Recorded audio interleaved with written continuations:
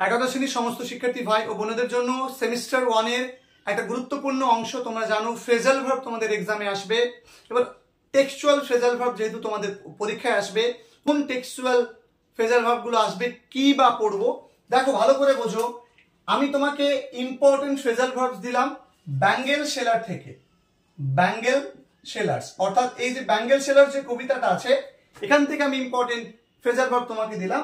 আমি পরবর্তী ক্লাসে তোমাদেরকে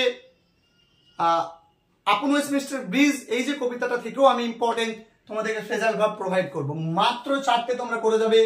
বিয়ার থেকে, বিয়ার মানে আমরা জানি বহন করা, সেখান থেকে হবে হেল্ড আপ। বাই মানে হচ্ছে কেনা, পে ফর মানেও কেনা বা কোনো কিছু পে করা। ক্রেডেল মানে হচ্ছে লালন পালন করা, সেখান থেকে হবে কি ব্রট আপ, মানে এটা ব্রিং আপ থেকে ব্রট আপ হয়েছে। যেহেতু তোমাদের কবিতার লাইন, সুতরাং কবিতার লাইনে ক্রেডেল থাকলে তোমাকে ব্রট আপ লিখতে হবে। সার্ভস, সার্ভস মানে হচ্ছে কাজ করা, তো সেখানে ওয়ার্কস ফর। বোঝাতে পেরেছি? ধন্যবাদ প্রত্যেককে।